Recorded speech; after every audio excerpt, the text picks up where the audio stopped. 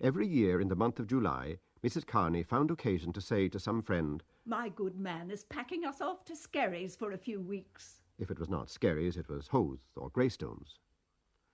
When the Irish revival began to be appreciable, Mrs. Kearney determined to take advantage of her daughter's name and brought an Irish teacher to the house. Kathleen and her sister sent Irish picture postcards to their friends, and these friends sent back other Irish picture postcards. On special Sundays, when Mr. Kearney went with his family to the pro-cathedral, a little crowd of people would assemble after Mass at the corner of Cathedral Street. They were all friends of the Kearneys, musical friends or nationalist friends, and when they had played every little counter of gossip, they shook hands with one another all together, laughing at the crossing of so many hands, and said good-bye to one another in Irish.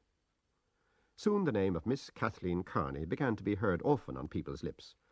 People said that she was very clever at music, and a very nice girl, and, moreover, that she was a believer in the language movement. Mrs. Kearney was well content at this.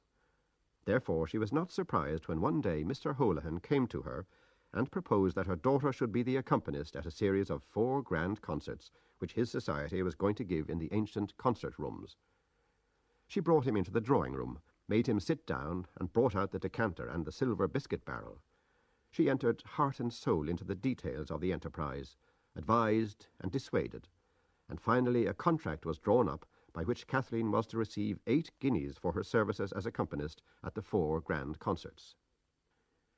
As Mr. Holohan was a novice in such delicate matters as the wording of bills and the disposing of items for a programme, Mrs. Kearney helped him.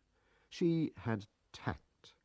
She knew what artistes should go into capitals and what artistes should go into small type.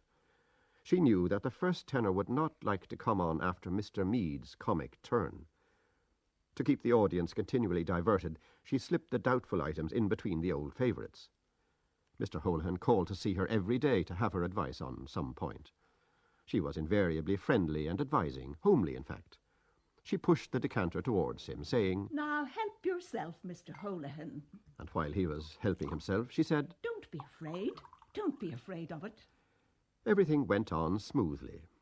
Mrs. Kearney bought some lovely blush-pink charmeuse in Brown Thomas's to let into the front of Kathleen's dress. It cost a pretty penny, but there are occasions when a little expense is justifiable.